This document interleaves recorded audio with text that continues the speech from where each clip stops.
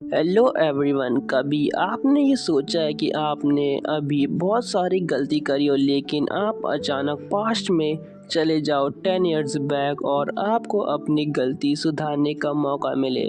तो हमारे इस मानव में भी यही होता है। तो चलो, एपिसोड के स्टार्टिंग में एक आदमी कह रहा होता है कि जो भी लोग उन पोर्टल्स के अंदर जा रहे हैं वो सब मारे जा चुके हैं और हमें सिविलियंस को भी उसके अंदर जाने से रोकना होगा। ये सब हमारा मेन कैरेक्टर फ़ोन में देख रहा होता है। तभी फ़ोन में एक दूसरा आदमी कहता है, हाँ मुझे ये सब पता है, मॉन्स्टर अब बहुत ख़तरनाक हो चुके हैं, इसलिए हमें उन पोर्टल्स के अंदर सिर्फ पावरफुल लोगों को ही भेजना होगा।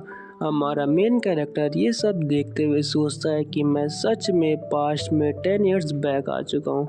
आगे हमारा मेन कैरेक्टर कहता है, अभी तो ये इस चीज़ पर बात कर रहे हैं, लेकिन आगे इस चीज़ पर कोई बात नहीं करना चाहेगा क्योंकि जो लोग हैं वो खुद को प्रोटेक्ट करने में बहुत बिजी हो जाएंगे। इसलिए मुझे अभी इन सब चीज़ों पे ध्यान न देकर जो फ्यूचर में इवेंट्स होने वाले हैं उन पे ध्यान देना चाहिए, क्योंकि अभी किसी को नहीं पता कि हम मॉन्स्टर को मारकर एक्सपीरियंस पॉइंट भी कमा सकते हैं। साथ ही साथ जो यहाँ रेयर आइटम अभी तक हाइड हैं वो भी मुझे मिल जाएंगे। मुझे जल्दी से ये सब एग्जीक्यूट करना होगा, लेकिन उससे पहले मुझे अपनी क्लास चूज़ कर लेनी चाहिए। तभी जो हमारा मेन कैरेक्टर है वो वहाँ से जाने लगता है और कहता है कि मुझे जल्दी से जल्दी 10th लेवल पे पहुंचना होगा। आगे हमारा सीन शिफ्ट होता है। यहाँ पे हमारा मेन कैरेक्टर हमें आगे बताता है कि यहाँ लो लेवल पोर्टल्स बहुत कम है जिनके अंदर एंटर करना बहुत मुश्किल है, लेकिन अभी भी कुछ पोर्टल्स है जिनके अंदर मैं जा सकता हूँ, क्योंकि इन सब पोर्टल्स को जो गिल्ड है वो कंट्रोल करते हैं, ना कि गवर्नमेंट। फिर हमें यहाँ पे एक पोर्टल दिखाया जाता है। हमारा मेन कैरेक्टर उसके अंदर चले जाता है। ये एक एफ रैंक का पोर्टल होता है जो गॉब्लिन डैन होता है। हमारा एमसी यहाँ पे कहता है कि चलो अब मैं इनको मार कर लेवल 6 पे चले जाऊंगा, लेकिन तभी पीछे से एक दूसरा आदमी आकर उस गॉब्लिन को मार देता है और हमारे एमसी से कहता है, क्या तुम ठीक हो? तुम मुझे यहाँ नए लग रहे हो, तो मैंने सोचा कि मैं तुम्हारी मदद कर दूँ। हमारा एमसी मन में कहता है कि इस बेवकूफ़ ने जो मेरा किल है वो चुरा लिया, अब मुझे दूसरा गॉब्लिन ढूंढना होगा।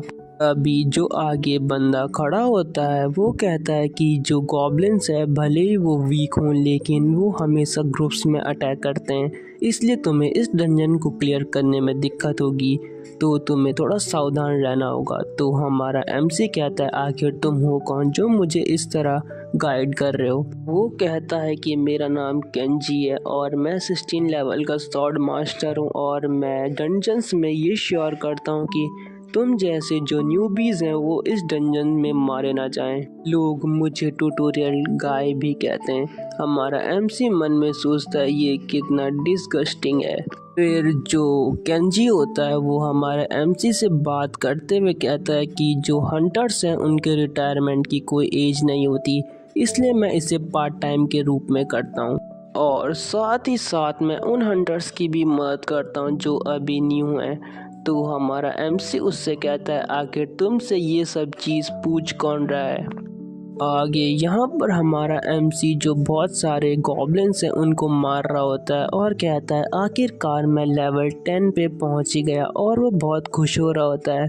तभी जो केंजी होता है वो हमारे एमसी की पीठ में मारते हुए कहता है, अच्छा तो तुम लेवल 10 पे पहुँच ही गए, कॉन्ग्रेचुलेशन। तो एमसी कहता है, हाँ ठीक है। फिर केंजी एमसी से कहता है कि चलो अब तुम्हें अपनी क्लास चूज़ करने का मौका मिल गया, तो जल्दी से अपनी क्लास चूज़ करो, लेकिन तुम्हें बहुत संभल के अपनी क्लास चूज़ करनी होगी। और इसी सीन के साथ हमारा ये एपिसोड एंड हो जाता है। Thanks for watching, bye.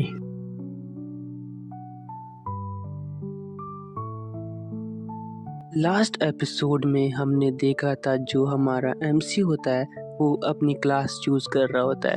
Kenji हमारे एमसी से कहता है कि तुम्हें जल्दी से स्वॉर्ड्समैन क्लास चूज़ करनी चाहिए ताकि तुम आगे जाकर मॉन्स्टर से फाइट कर सको। फिर आगे केंजी बात बदलते हुए कहता है कि नहीं, तुम्हारे लिए बैंडिट क्लास सबसे ज़्यादा सूटेबल रहेगी। चलो अब तुम जल्दी से अपनी क्लास चूज़ कर लो। हालांकि तुम्हें जो स्किल्स है अभी उनका ढंग से यूज़ करना पता नहीं होगा, लेकिन मैं तुम्हें सिखा दूंगा। चलो पहले मैं तुम्हें कुछ स्किल्स के बारे में बताता हूँ। तब केंजी एमसी को बताता है कि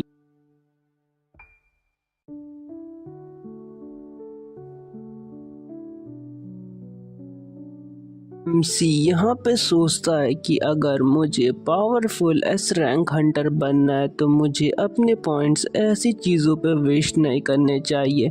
मुझे पता है कि मुझे किस चीज़ पे अपने पॉइंट लगाने चाहिए। केंजी चिल्लाते हुए कहता है, नहीं, तुम्हें ये चूज़ नहीं करना चाहिए। ये डैमेज रेजिस्टेंस स्किल तुम्हारे किसी काम की नहीं है। तुम बुरा मत मानो, लेकिन मैं तुम्हें किसी मुसीबत में पड़ते हुए नहीं देख सकता। एमसी कहता है ठीक है, लेकिन उसने वो स्किल एक्वायर कर ली होती है 5 पॉइंट्स के बदले। तब केंजी इकोमा से कहता है कि तुम्हें कुछ अच्छा चूज करना चाहिए। पता नहीं होता कि इकोमा ने पहले ही वो स्किल ले ली है। जैसे केंजी को ये पता चलता है वो बहुत शॉक होते हुए कहता है, आखिर तुम ऐसा कैसे कर सकते हो? तुमने अपना एक चांस पूरी तरह से वेस्ट कर चुका है। अब पता नहीं तुम्हारा क्या होगा। अब सिर्फ तुम सिविल क्लास या सॉर्ट्समैन में से एक क्लास को चूज कर सकते हो। तभी एमसी कहता है वहाँ एक और क्लास है। केंजी फिर शॉक होते हुए कहता है, क्या तुम उसे चूज करने वाले हो? लेकिन वहाँ दूसरी कोई क्लास नहीं होती, ये सिर्फ हमारे एमसी को ही विजिबल होती है। ग्रेविटी मास्टर एक हिडन क्लास जो सिर्फ हमारे एमसी के लिए ही बनाई होती है। सी कहता है ये तो एक हिडन क्लास है जो तभी अपेयर होती है जब तुम अपने सारे पॉइंट वेस्ट कर देते हो। आगे एमसी कहता है कि इससे मैं किसी भी चीज को मैनिपुलेट कर सकता हूँ अपने हिसाब से, और साथ ही साथ मैं एक एस रैंक हंटर भी रह चुका हूँ, तो मुझे पता है कि कैसे किस स्किल को कब यूज करना है। और तभी हमारा एमसी उस क्लास को चूज कर लेता है। केंजी कहता है तुम्हें ऐसे नहीं करना चाहिए, रुक जाओ, पहले सोच लो। लेकिन उससे पहले ही हमारा एमसी उस क्लास को चूज कर चुका होता है और कहता है मुझे बस यही चाहिए था। तभी एमसी की विंडो स्क्रीन पर नोटिफिकेशन आती है कि तुम अब से ग्रेविटी मास्टर हो। एमसी ये देख के बहुत खुश हो जाता है और कहता है अब फाइनली मैं एक मेज बन चुका हूँ जो ग्रेविटी को भी यूज कर सकता है। अब टाइम आ चुका है कि मैं स्ट्रॉन्गेस्ट एस क्लास हंटर बनूं और अपने आप को प्रूव कर सकूं। यहाँ पर जो केंजी होता है वो बहुत उदास होता है और इकोमा से कहता है, इकोमा ये जो मेज क्लास है ये बहुत बेकार है, तुम्हें इसे चूज नहीं करना चाहिए था। अब तुम किसी काम के नहीं रहोगे, क्योंकि जो मेज का डिफेंस है वो बहुत वीक होता है और तुम्हें हर समय कोई प्रोटेक्ट करने के लिए वहाँ पे खड़ा नहीं होगा। इसलिए मेरी मानो तो तुम्हें हंटर से विड्रॉ कर लेना चाहिए, क्योंकि तुम ऐसे में सिर्फ अपनी जान खतरे में ही डालोगे। आगे केंजी कहता है कि तुम्हें close range combat class choose करनी चाहिए थी, लेकिन छोड़ो, अब बोलने का क्या फायदा। तभी वहाँ पर किसी की चिल्लाने की आवाज आती है। केंजी कहता है आखिर वहाँ क्या हो रहा है। हम देखते हैं कि वहाँ पे एक लड़की इंजर्ड हुई रहती है। तभी हम देखते हैं उसके सामने एक बहुत खतरनाक मॉन्स्टर होता है जिसका नाम रेड कैप होता है। वो 17 लेवल पर होता है। केंजी उसे देखते हुए सोचता है ये इतने हाई मॉन्स्टर आखिर इस पोर्टल में क्या कर रहे हैं। मुझे नहीं लगता कि हम में से कोई भी इन मॉन्स्टर का सामना कर सकता है, क्योंकि मेरा लेवल भी इतना हाई नहीं है। अभी रेड कैप सब पे अटैक करना शुरू कर देता है। यहाँ पे केंजी सोचता है कि यहाँ सबका लेवल मुझसे लो है, सिर्फ मैं ही अभी फिलहाल इसे हैंडल कर सकता हूँ ताकि यहाँ से सबको भागने का मौका मिले। केंजी चिल्लाते हुए हमारे एमसी से कहता है जल्दी से यहाँ से भाग जाओ। एमसी रेड कैप को देखते हुए सोचता है आखिर ये मॉन्स्टर यहाँ कर क्या रहे हैं, ये तो बहुत पावरफुल है। मुझे नहीं लगता कि केंजी इन्हें संभाल पाएगा, और हो भी ऐसे रहा होता है वो मॉन्स्टर केंजी पे बहुत भारी पड़ रहा होता है। केंजी सोचता है ये तो बहुत स्ट्रांग है, मैं इसके सामने ज़्यादा देर नहीं टिक पाऊंगा। आगे केंजी चिल्लाते हुए कहता है, क्या यहाँ कोई लेवल 15 का हंटर है जो मेरी मदद कर सकता है इसको हराने में? वहाँ पर बहुत सारे हंटर्स होते हैं, लेकिन वो कहते हैं कि भले ही मेरा लेवल 15 है, लेकिन मैं एक लेवल 17 के मॉन्स्टर से नहीं लड़ सकता, इसलिए मैं वहाँ पे बिल्कुल नहीं जाऊँगा।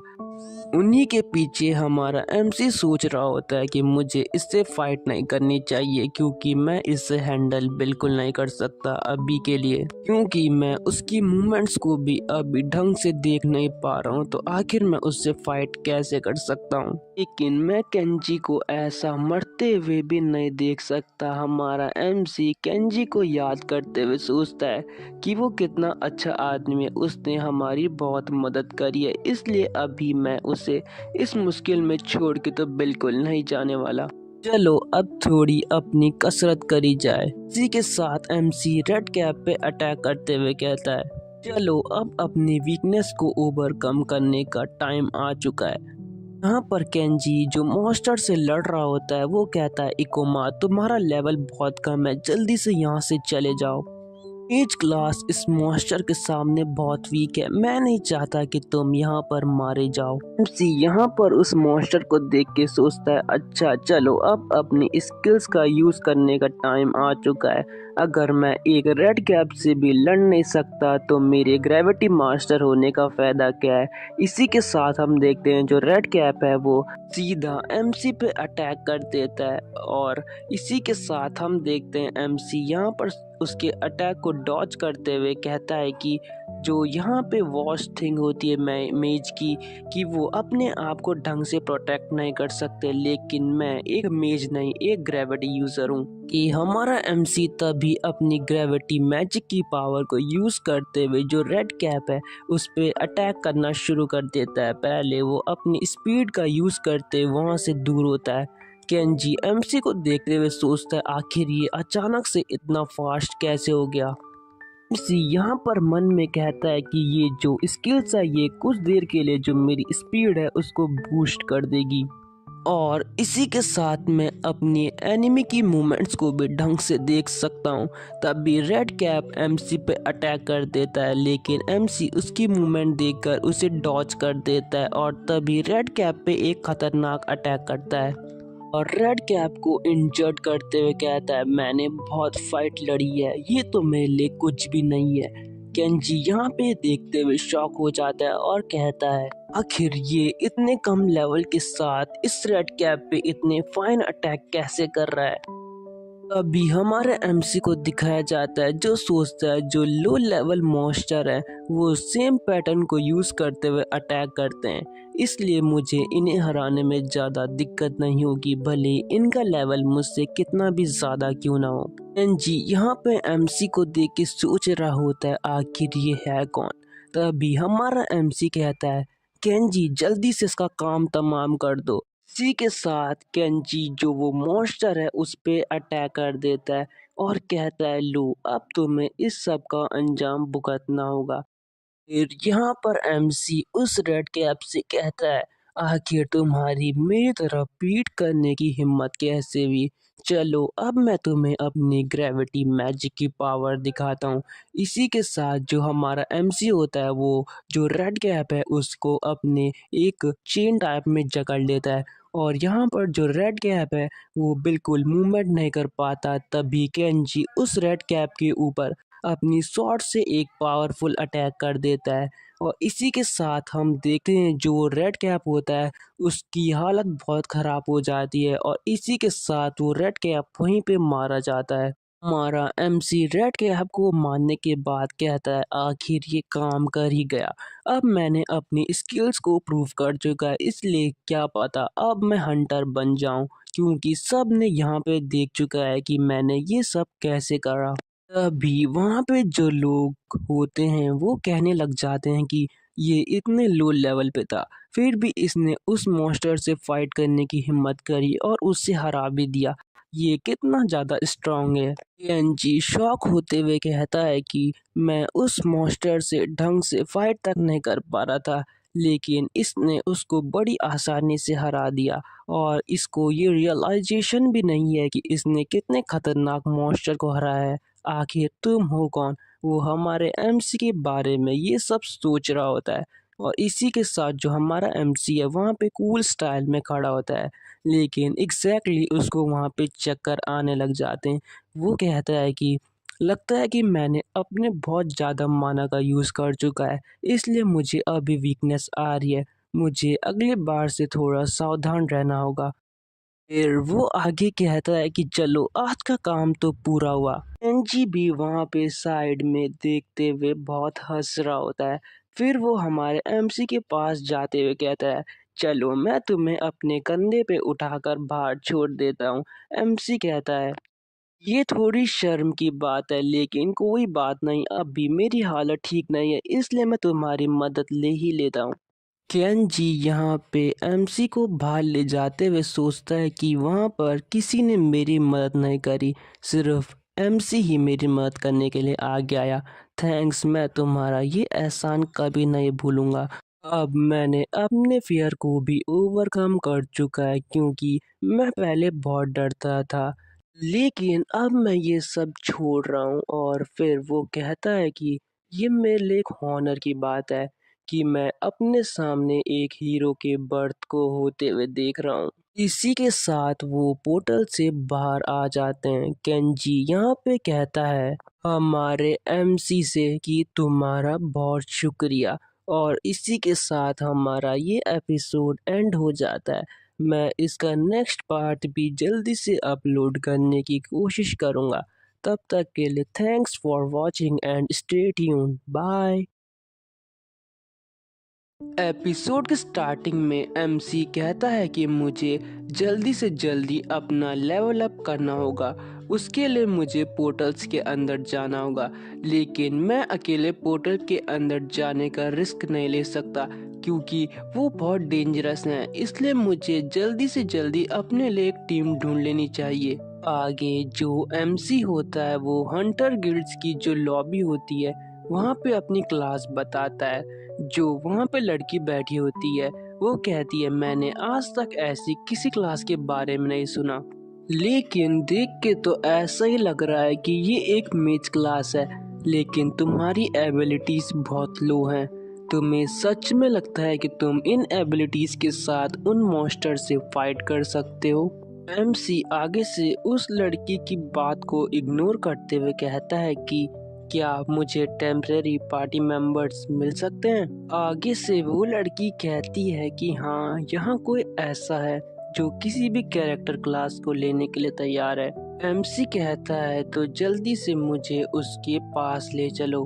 तभी वो लड़की कहती है कि तुम्हारे एट्रीब्यूट्स बहुत लो हैं, तो तुम्हें मेरे हिसाब से किसी भी पार्टी के साथ अभी ज्वाइन नहीं होना चाहिए, क्योंकि वो एट द एंड तुम्हें पोर्टल्स के अंदर अकेला छोड़ देंगे। एमसी मन में सोचता है बात तो ये सही कह रही है, लेकिन अभी मेरे पास कोई ऑप्शन नहीं है। फिर एमसी उससे कहता है कि जल्दी से मुझे उनका कांटेक्ट नंबर दे दो। तभी वहाँ पे पीछे से कोई कहता है कि लगता है तुमने रिसेप्शनिस्ट को कुछ ज़्यादा ही मुश्किल में डाल चुका है, तुम्हें इन्हें और परेशान नहीं करना चाहिए, जल्दी से यहाँ से निकल जाओ। तो एमसी कहता है आखिर तुम होते कौन हो मुझे ये बोलने वाले? तभी जो आगे लड़का होता है वो कहता है, क्या तुम मजाक कर रहे हो? तुम मेरे बारे में नहीं जानते, लगता है कि तुम्हें कुछ इंट्रोडक्शन देने की जरूरत है। वो कहता है कि तुमने of course thunder night party के बारे में सुना होगा, जो इस टाउन की सबसे फेमस पार्टी है, और जो मैं हूँ वो इस पार्टी का लीडर हूँ और मेरा नाम काकेरू है। लगता है कि तुम मुझे नहीं जानते, लेकिन मुझे सारे हंटर्स जानते हैं। एमसी फिर काकेरू से कहता है कि जो तुम्हारी कैरेक्टर क्लास है वो बहुत फेमस है। काकेरू कहता है कि हाँ, तुमने सही कहा, लेकिन मुझे भी पता है जो तुम्हारी कैरेक्टर क्लास है वो बहुत लो है, क्योंकि तुम एक मेज कैरेक्टर क्लास के हो। जो मेज होते हैं वो बहुत वीक होते हैं, इवन कि वो मॉन्स्टर के पास तक नहीं जा सकते, उनको हंटर होने का कोई हक नहीं है। पता नहीं क्यों उन्हें सब हंटर्स कहते हैं, वो तो कुछ कहलाने के लायक तक नहीं है। इसलिए तुम्हें ये क्लास चूज करने से पहले थोड़ी रिसर्च कर लेनी चाहिए थी। तुम किसी काम के नहीं हो, तुम्हें हमारे सामने खड़े होने का भी कोई हक नहीं है। तभी एमसी कहता है, क्या तुम मुझे अपनी कैरेक्टर क्लास की पावर दिखा सकते हो? तो काकेरू कहता है, ठीक है, मैं तुम्हें दिखाता हूँ कि असली पावर किसे कहते हैं। तभी वो अपनी स्वॉर्ड को अपने हाथ पे उठा लेता है और वहाँ पे एक थंडर बोल्ट बोलता है, जिससे वहाँ पे बहुत सारी येलो कलर की लाइटनिंग निकलना शुरू हो जाती है। काकेरू इसी के साथ चिल्लाते हुए कहता है कि मैं एक थंडर नाइट हूँ और जो ये कैरेक्टर क्लास है वो सबसे बेस्ट है और ये बेस्ट लोगों पे ही सूट करती है, ना कि तुम जैसे कचड़ों पर। तभी वहाँ पे जो बाकी हंटर्स होते हैं वो कहते हैं, आखिर ये कौन सी क्लास है? मैंने आज तक ऐसी क्लास और उसकी ऐसी पावर्स कभी नहीं देखी। ये तो बहुत औसम है।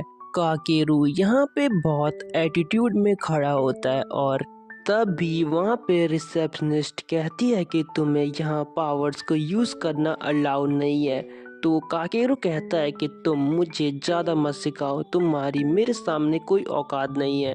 आगे वो हमारे एमसी से कहता है कि तुम एक पार्टी ज्वाइन करना चाहते हो, तो चलो बताओ तुम्हारे एट्रीब्यूट्स कौन कौन से हैं। एमसी काकेरू को देख के मन में सोच रहा होता है कि जो इसकी क्लास है वो अटैक क्लास है, लेकिन जो इसके अटैक्स हैं वो कॉम्प्लेक्स मॉन्स्टर पे बिल्कुल काम नहीं करने वाले और इसको वहाँ पे बहुत दिक्कत आ सकती है। आगे वहाँ पे सब लोग बात करने लगते हैं कि क्या ये पार्टी ज्वाइन करना चाहता है। लगता है कि ये अपनी क्लास को भूल चुका है, ये सिर्फ एक मेज है, पता नहीं कोई बेवकूफ़ी इसको अपनी पार्टी में ज्वाइन कराएगा। लेकिन जो इसके सामने लड़का खड़ा है वो बहुत फेमस है, उसी के साथ उसके पास एक रेयर एट्रीब्यूट क्लास भी है, तो इनका कंपैरिजन तो कहीं से नहीं बनता।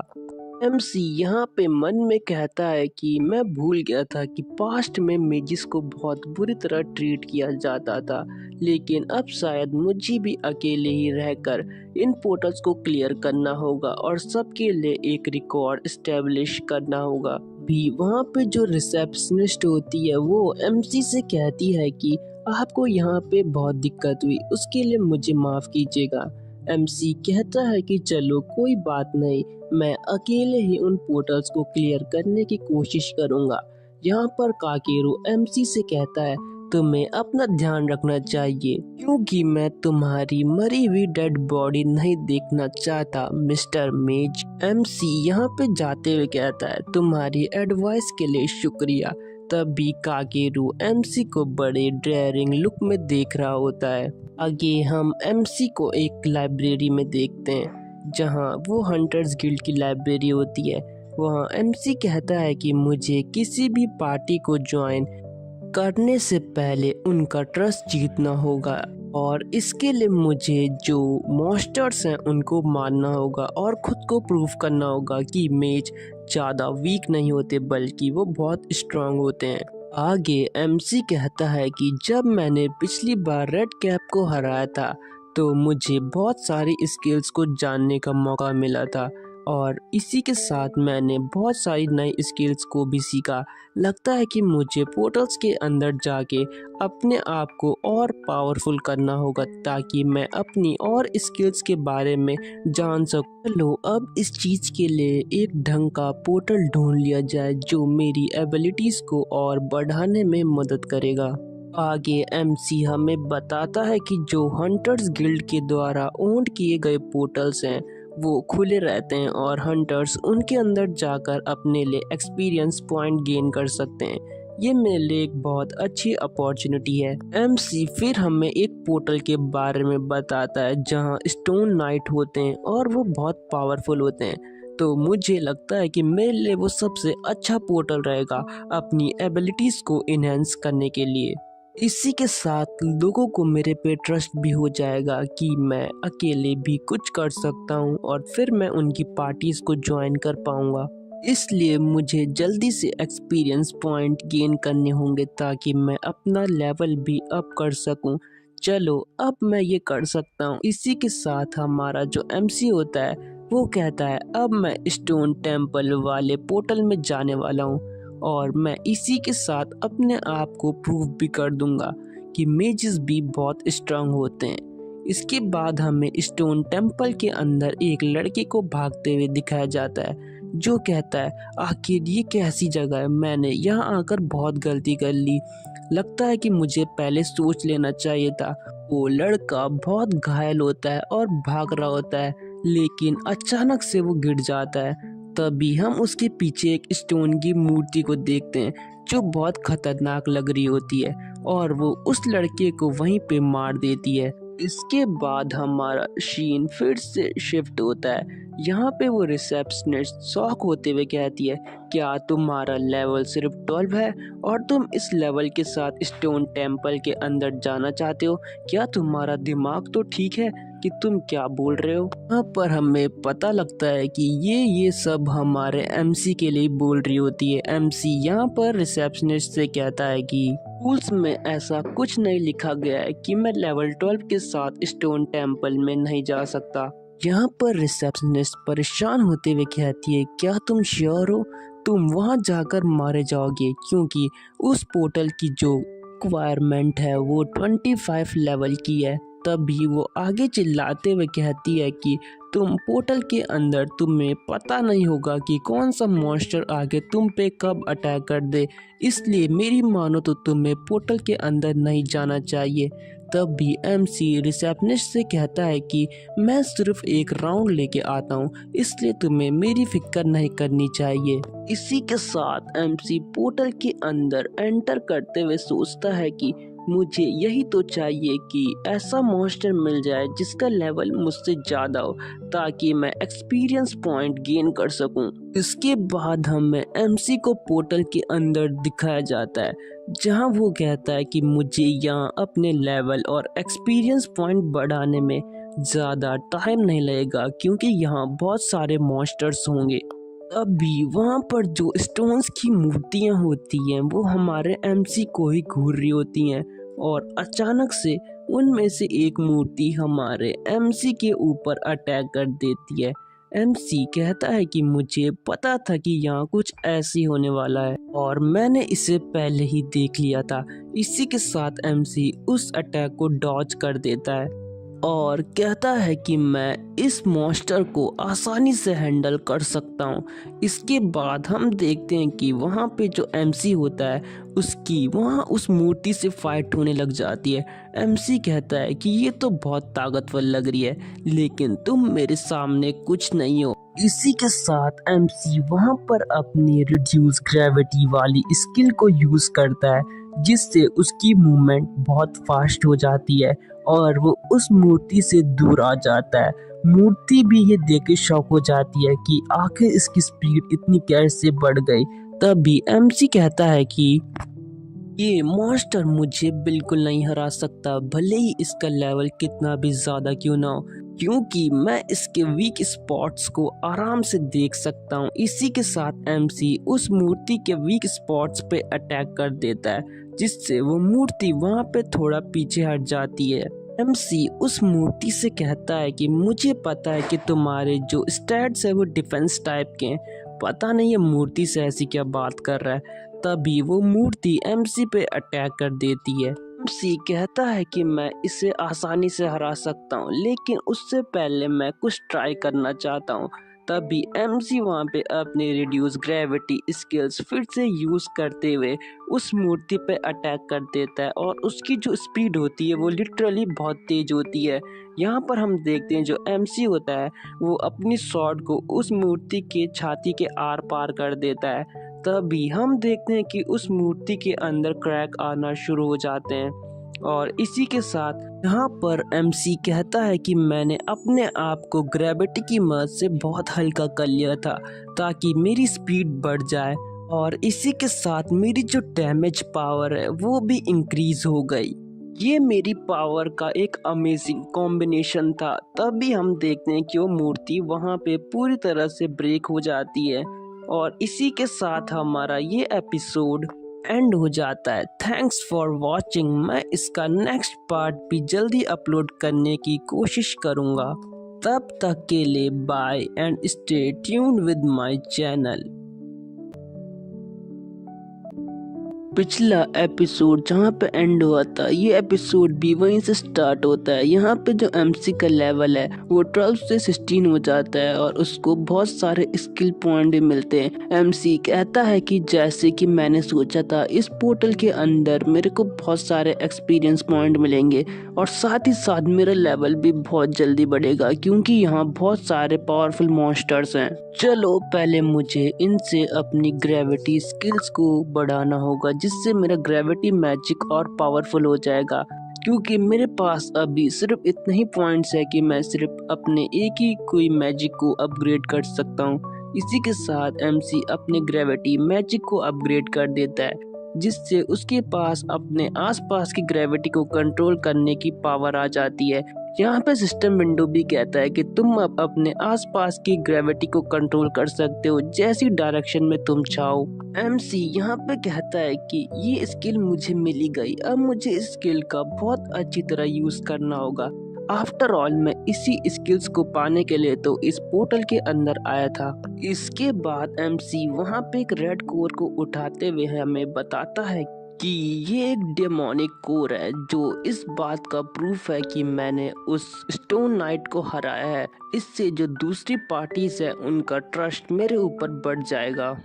आगे एमसी कहता है कि मैं जिस चीज के लिए यहाँ आया था वो काम तो मेरा पूरा हो चुका है, लेकिन मेरे पे अभी थोड़ा बहुत माना बच चुका है, तो चलो आगे और मॉन्स्टर को मारा जाए। इसी के साथ मैं अपनी जो नई एबिलिटीज है उनको भी टेस्ट कर सकता हूँ। इसके बाद हमारा सीन शिफ्ट होता है। यहाँ पे हमें काकेरू और उसकी पार्टी को दिखाया जाता है जहाँ काकेरू ने एक स्टोन नाइट को मार दिया था। तभी उसके पार्टी का एक मेंबर कहता है, काकेरू ये तो बहुत इम्प्रेसिव है, तुमने सिर्फ एक स्ट्राइक में उस मॉन्स्टर को खत्म कर दिया। वहाँ पर जो दूसरी एक लड़की होती है वो कहती है, भले ही ये स्टोन नाइट जो थंडर है उससे इम्यून होते हैं, लेकिन तुम्हारे थंडर के सामने ये कुछ नहीं कर पाए, तुम सच में बहुत स्ट्रांग हो। तभी काकेरू यहाँ पे कहता है कि ये तो बहुत आसान था, क्या जो सारे पोर्टल्स हैं वो ऐसे ही होते हैं जो इतनी आसानी से क्लियर हो जाते हैं, लेकिन जो मेरा अब लेवल है वो बिल्कुल अप नहीं हो रहा है, इसलिए लगता है कि मुझे स्ट्रांग मॉन्स्टर से फाइट करनी होगी ताकि जो मेरा लेवल है वो जल्दी से अप हो जाए। तभी जो वहाँ पे लड़की है वो कहती है कि जो गाय हमें गिल्ड में मिला था तुमने उसके साथ बिल्कुल अच्छी तरह बात नहीं करी थी। तो काकेरू कहता है कि मैंने तो सिर्फ उसे रियलिटी बताई थी कि वो पोर्टल्स के अंदर कभी भी मारा जा सकता है इतने लो एट्रीब्यूट्स के साथ। यहाँ पर ये सब हमारे एमसी की बातें कर रहे होते हैं। वहाँ पर जो लड़का होता है वो कहता है वो तुमने बिल्कुल गलत करा। यहाँ पे काकेरू कहता है भले ये गलत था लेकिन उसको ये चीज बताना बहुत जरूरी थी। तभी वहाँ पे कोई मॉन्स्टर आने की आवाज आती है। काकेरू कहता है क्या वो मॉन्स्टर दोबारा से आ रहा है, क्या इसके एट्रीब्यूट्स भी पहले वाले मॉन्स्टर की तरह ही होंगे। तभी वहाँ पर जो लड़की होती है वो कहती है नहीं, जो ये मॉन्स्टर है इसके फुटस्टेप्स बहुत बड़े हैं और इसकी आवाज भी बहुत क्लियर है। तो काकेरू कहता है तो क्या हुआ, कुछ कुछ मॉन्स्टर क्या पता साइज में बहुत बड़े होंगे, इसका मतलब ये तो नहीं कि वो बहुत ज्यादा पावरफुल होंगे। इसके बाद हमें उस मॉन्स्टर को दिखाया जाता है जो बहुत बड़ा और खतरनाक होता है। वहाँ पर जो काकेरू के पार्टी मेंबर्स होते हैं वो कहते हैं ये बहुत बड़ा नहीं बल्कि ये तो बहुत खतरनाक भी है। तभी काकेरू हंसते हुए कहता है अब ये सब इंटरेस्टिंग होने वाला है। काकेरू यहाँ पे उस मॉन्स्टर को देखते हुए सोचता है इसका लेवल 30 है, लेकिन ये भी उन्हीं की तरह बस स्टोन से बना है, तो मैं इससे भी बड़ी आसानी से डिफीट कर दूंगा। तभी जो काकेरू की पार्टी में लड़की होती है वो कहती है कि हमारा कोई चांस नहीं है कि हम एक लेवल 30 के मॉन्स्टर से निपट सके। काकेरू यहाँ पे कहता है कि जो मेरे लेवल के मॉन्स्टर होंगे उनको मैं आसानी से डिफीट कर सकता हूँ, लेकिन जो मुझसे हायर लेवल के मॉन्स्टर है मैं उनके सामने भी अपनी स्किल्स को प्रूव करना चाहता हूँ, क्योंकि जो थंडर नाइट्स हैं वो सब में बहुत स्ट्रॉन्गेस्ट होते हैं, जो सारे हंटर्स होते हैं। आई होप ये स्टोन नाइट मुझे एक अच्छी टक्कर देगा। इसी के साथ वो स्टोन नाइट काकेरू पे अटैक कर देता है। यहाँ पे उसके अटैक भी बहुत अमेजिंग होते हैं। इसके बाद जो काकेरो का पार्टनर होता है वो उससे कहता है, क्या तुम श्योर हो कि तुम इससे फाइट करोगे? काकेरो कहता है, तुम्हें टेंशन लेने की ज़रूरत नहीं है, मैं इसको आसानी से हरा दूंगा, क्योंकि जो एक स्टोन नाइट है वो स्टोन नाइट ही है, बस वो मेरे सामने कुछ नहीं है और मैं इसे बहुत आसानी से अभी हरा के आता हूँ। इसी के साथ काकेरू उस स्टोन नाइट पे अटैक कर देता है, लेकिन वो स्टोन नाइट उससे आसानी से डिफ्लेक्ट कर देता है। काकेरू कहता है, लगता है कि ये बड़े होने के साथ थोड़ा बहुत फास्ट भी है। अब काकेरू यहाँ पे पीछे हट जाता है। तभी काकेरू सोचता है कि मेरे पास अभी भी इसकी वीकनेस पे अटैक करने का मौका है। इसी के साथ जो काकेरू होता है वो फुल स्पीड में उस स्टोन नाइट पे अपनी स्वॉर्ड से अटैक कर देता है। तभी हम देखते हैं काकेरू उसके पीछे आ जाता है और सोचता है, इसका जो डिफेंस है वो भी काफी स्ट्रांग है, मुझे थोड़ी सी प्रॉब्लम आ रही है लेकिन इसमें मजा भी बहुत आ रहा है। तभी स्टोन नाइट फिर से काकेरू पे अटैक कर देता है। काकेरू उसके अटैक को डॉज करते हुए सोचता है कि इसके अटैक को डिफेंस करने में बहुत प्रॉब्लम आ रही है, मुझे जल्दी से इससे थोड़ी डिस्टेंस मेंटेन करनी होगी। तभी जो काकेरू है वो बिल्कुल शॉक हो जाता है, क्योंकि जो स्टोन नाइट है उस पे एक खतरनाक अटैक कर देता है, जिससे ये काकेरू बहुत दूर जाके गिरता है और वहाँ पे गिरते हुए कहता है कि आखिर एक स्टोन नाइट इतना ज्यादा पावरफुल कैसे हो सकता है। ये सिर्फ बाकी स्टोन नाइट से थोड़ा सा ही हायर लेवल पे, लेकिन फिर भी इसका जो पावर है वो बहुत ज्यादा है, मुझे इसके साथ लड़ने में बहुत डर लग रहा है। आगे वहाँ पे वो लड़की काकेरू से कहती है, क्या तुम ठीक हो? काकेरू कहता है, तुम्हें उसकी पावर को अंडर एस्टिमेट नहीं करना चाहिए। तभी जो वो स्टोन नाइट होता है वो उस लड़की पे एक खतरनाक अटैक कर देता है, जिससे वो लड़की बहुत ज़्यादा इंजर्ड हो जाती है। यहाँ पे वो लड़का जो उसका पार्टनर होता है वो कहता है, क्या तुम ठीक हो? जैसे ये वो कहता है तभी उस पे भी स्टोन नाइट का एक बहुत खतरनाक अटैक होता है, जिससे वो भी बहुत दूर जाके गिरता है और वो नॉकआउट हो जाता है। काकेरू की ये सब देख के फट जाती है, वो कहता है, आखिर ये सब कैसे हो सकता है? मेरे दोनों टीममेट नॉकआउट हो चुके हैं, क्या सच में ये मॉन्स्टर इतना ज्यादा पावरफुल है?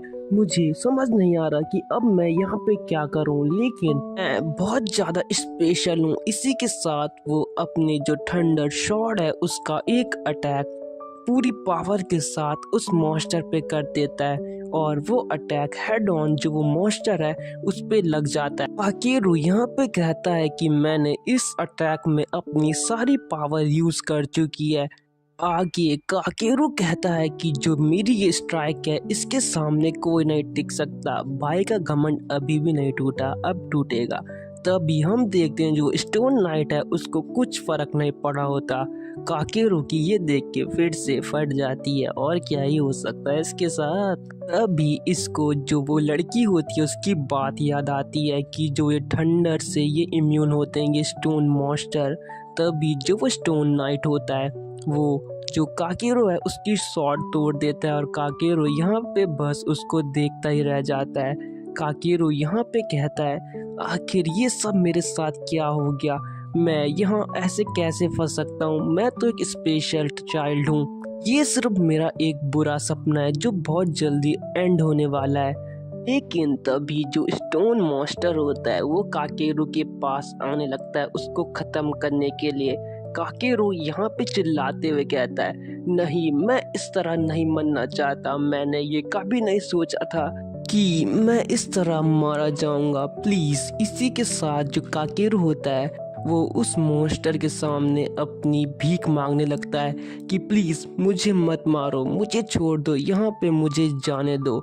तभी काकेरू को समझ में आता है कि मॉन्स्टर तो उसे खत्म कर ही देगा। इसी के साथ वो चिल्लाने लगता है कि प्लीज कोई मेरी मदद करो। तभी हमारे एमसी की वहाँ पे एक कूल सी एंट्री होती है।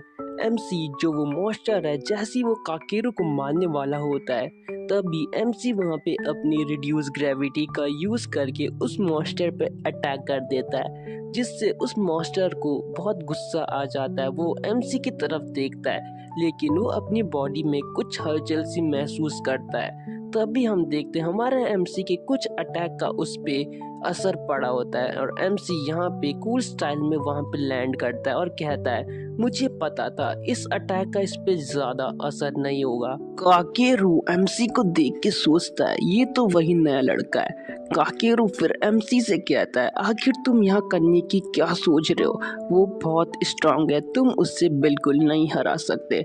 एमसी कहता है हाँ तुम सही कह रहे हो, इस मॉन्स्टर को हराना इतना आसान नहीं है, लेकिन ट्राई करने में क्या ही जाता है।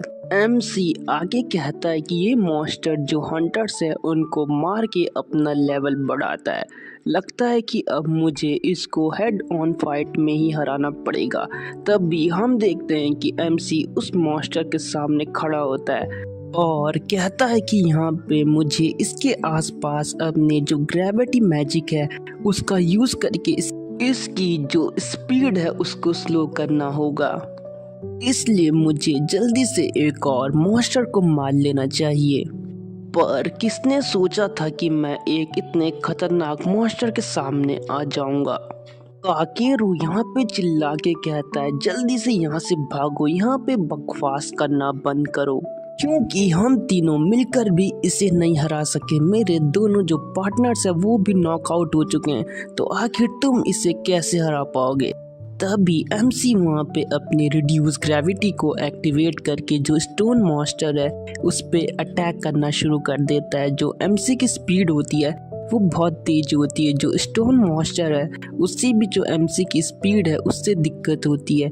और यहाँ पे एमसी अपनी ग्रेविटी को अपने पैर में इकट्ठा करके एक जंप लगाता है जिससे कि वो स्टोन मॉन्स्टर के पीछे आ जाता है और फिर स्टोन मॉन्स्टर के हेड पे अटैक करता है। काकेरू एमसी को देख के सोचता है आखिर ये नया लड़का इतना ज़्यादा स्पीड में फास्ट कैसे, और साथ ही साथ ये उस मॉन्स्टर को अच्छी टक्कर भी दे रहा है। एमसी यहाँ पे कहता है कि जिस हिसाब से इसका लेवल है उस हिसाब से ये मॉन्स्टर बहुत स्लो है, तो ये इतना भी स्ट्रॉन्ग नहीं हो सकता, मुझे इसे हराना ही होगा। लेकिन दिक्कत ये है कि मैं अगर अपनी ग्रेविटी मैनिपुलेशन का भी यूज़ करूं तो मेरे पास कोई दूसरी स्किल्स नहीं है इसको टेक डाउन करने के लिए, और जो मेरे नॉर्मल अटैक्स हैं वो भी इस पे यूज़ नहीं करेंगे क्योंकि इसका डिफेंस बहुत स्ट्रॉन्ग है। इसी के साथ जो स्टोन मॉन्स्टर होता है वो एमसी पर अटैक कर देता है। एमसी उसके अटैक को डॉज करते हुए कहता है कि बहुत जल्द जो मेरा माना है वो भी बिल्कुल ख़त्म होने वाला है, तो मुझे जल्दी से इस फालतू की फाइट को छोड़कर इस पे अपना फाइनल और सबसे स्ट्रॉन्ग अटैक करना होगा। तभी एमसी वहाँ पे अपनी रिड्यूस ग्रेविटी का फिर से यूज़ करता है, जिसके बाद उसकी स्पीड फिर से फास्ट हो जाती है और वो मॉन्स्टर पे अटैक कर देता है। काकेरू यहाँ पे एमसी को देख के कहता है कि मुझे लगा था कि शायद ये लड़का उसे हरा देगा, लेकिन इसका ये अटैक भी उस मॉन्स्टर पे कुछ असर नहीं करेगा। एमसी मन में कह रहा होता है जो रिड्यूस ग्रेविटी है वो बहुत माना खाती है, लेकिन मैं इसके बिना मॉन्स्टर से फाइट नहीं कर सकता क्योंकि ये बहुत स्ट्रांग है। आगे एमसी कहता है कि मुझे इस फाइट को जल्दी से ख़त्म करना होगा। तब भी एमसी उस मॉन्स्टर पे अटैक कर देता है।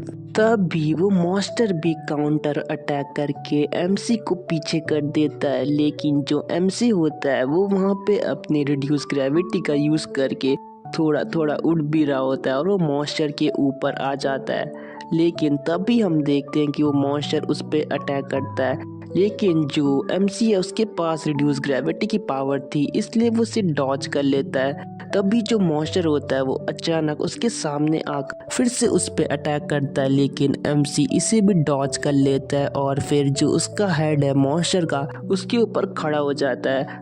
काकेरू एमसी को देख के सोचता है आखिर ये इतनी तेज मूवमेंट कैसे कर पा रहा है। तभी हम एमसी को देखते हैं जो मॉन्स्टर के सर से जंप मारते हुए कहता है कि मैंने ये स्किल्स आखिरी के लिए बचा के रखी थी और अब मैं इसका अटैक इस पे करने वाला हूँ। इसी के साथ जो एमसी होता है वहाँ पे अपने रिड्यूस ग्रेविटी स्किल्स का यूज़ करते हुए नीचे की तरफ गिरता है और कहता है कि ऐसा लग रहा है कि मैं अपनी स्किल का यूज़ अपने ऊपर ही कर रहा हूँ। ये कितना ज़्यादा इंटरेस्टिंग है, लगता है कि मुझे इससे थोड़ा बहुत डैमेज होगा। तब भी जो एमसी होता है वहाँ पे वो अचानक अपनी इंक्रीज ग्रेविटी का यूज़ करके अपने आप को एक मीटियोर में कन्वर्ट करके जो वो मॉन्स्टर है उसके ऊपर जाने लगता है और कहता है मैं जितनी तेजी से नीचे गिरूंगा इस मॉन्स्टर पे उसका उतना ज़्यादा इफेक्ट होगा। तब भी एमसी बहुत तेजी से कहता है कि अब बहुत देर हो चुकी है, मैं इसे ख़त्म करने वाला हूँ, और उसके हेड पे जो स्टोन मॉन्स्टर है उसके हेड पे लैंड करता है और हम देखते हैं कि वो उस स्टोन मॉन्स्टर के हेड को काटते हुए आगे निकल जाता है। यहाँ पे जो स्टोन मॉन्स्टर है वो यहाँ पे टूटने लग जाता है और तब भी हम देखते हैं जो स्टोन मॉन्स्टर है उसका यहीं पे काम तमाम हो जाता है। एमसी का लेवल भी यहाँ पे 16 से 23 हो जाता है और वो कहता है ये आखिरकार वर्क कर ही गया। मैंने एक ऐसे मॉन्स्टर को डिफीट करा है जो मेरे लेवल से 2 गुना था। लगता है कि मेरे लिए बहुत बड़ी अपॉर्चुनिटी थी। इसी के साथ हमारा ये एपिसोड एंड हो जाता है। मैं इसका नेक्स्ट पार्ट भी जल्दी से अपलोड करने की कोशिश करूँगा। तब तक के लिए bye and stay tuned with my channel.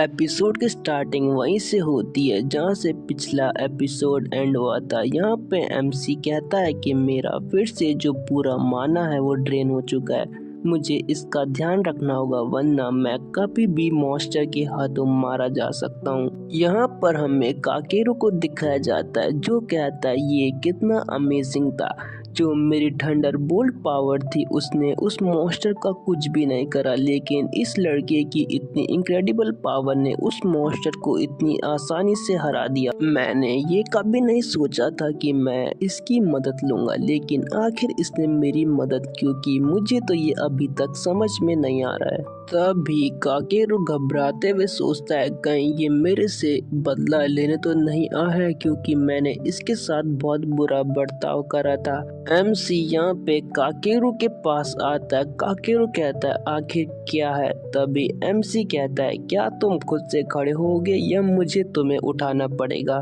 काकेरू ये सुन के शॉक हो जाता है और फिर हंसते हुए कहता है कि तुम्हारा मुझे बचाने के लिए शुक्रिया। इसके बाद हमारा सीन हंटर गिल्ड में शिफ्ट होता है जहाँ वही रिसेप्शनिस्ट एमसी से कहती है क्या तुम सच कह रहे हो कि तुमने जो लेवल 30 के स्टोन नाइट्स थे उनको हरा दिया है? मुझे तो इस चीज पे बिल्कुल यकीन नहीं हो रहा है। एमसी आगे से रिप्लाई देते हुए कहता है ये बिल्कुल सच है। रिसेप्शनिस्ट कहती है तुमने तो बस अभी अभी गिल्ड को ज्वाइन करा है, आखिर तुम इतना खतरनाक मॉन्स्टर को कैसे हरा सकते हो? एमसी कहता है मेरे पे इसका प्रूफ है कि मैंने उस स्टोन नाइट को हराया है।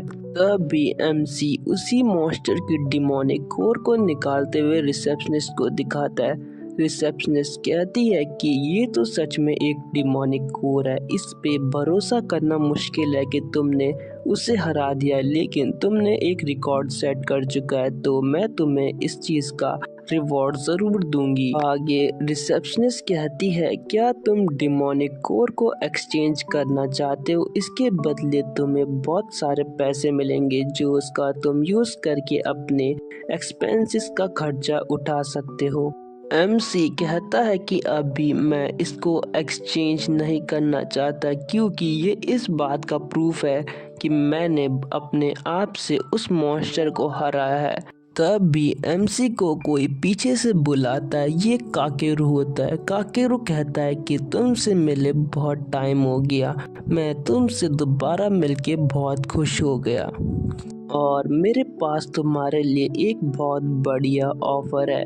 काकेरू कहता है कि क्या तुम मेरी पार्टी को ज्वाइन करना चाहते हो? इस बात को सुनकर जो वहाँ पे बाकी के हंटर्स हैं वो बहुत शॉक हो जाते हैं। वो सोचते हैं कि आखिर ये इसको इतना बढ़िया ऑफर दे रहा है, इसको तो तुरंत से इस ऑफर को एक्सेप्ट कर लेना चाहिए। रिसेप्शनिस्ट एमसी को देख के सोच रही होती है ये तो बड़ा लकी है। आगे से यहाँ पे काकेरू कहता है कि आज तुम्हारा लकी डे, इसलिए तुम्हें शर्माने की कोई जरूरत नहीं है।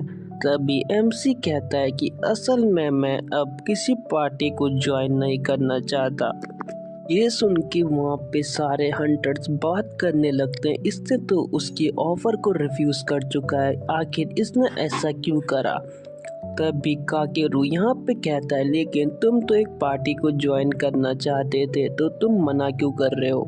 एमसी यहाँ पे कहता है कि लेकिन अब मैंने जो अपना माइंड है उसे चेंज कर चुका है। ये सुनकर जो काकेरू होता है वो बिल्कुल शॉक हो जाता है और उसका मुंह खुला का खुला रह जाता है।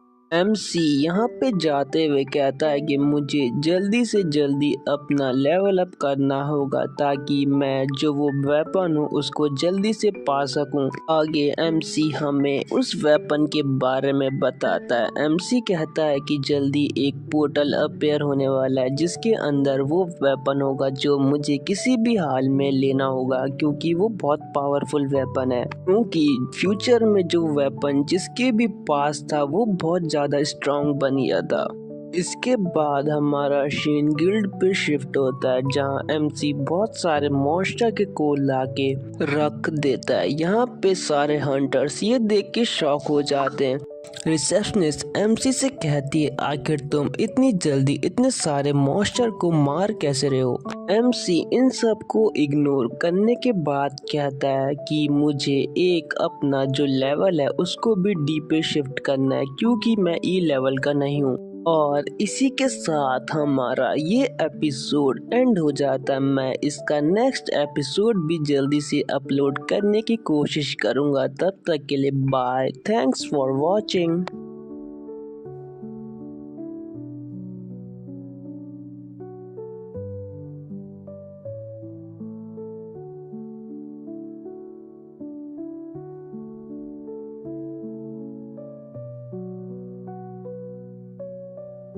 एपिसोड की स्टार्टिंग वहीं से होती है जहां से पिछला एपिसोड एंड हुआ था। यहाँ पे हमें जो डिफरेंट लेवल्स के बारे में बताया जाता है। यहाँ पे हमें बताया जाता है कि यहाँ वेरियस लेवल्स होते हैं और जब जो बंदा अपने लेवल को इंक्रीज करता है उसकी क्लास भी खुद ब खुद अपग्रेड हो जाती है और इसी के साथ वो अपनी कैरेक्टर क्लास को चुनने के कैपेबल हो जाता है।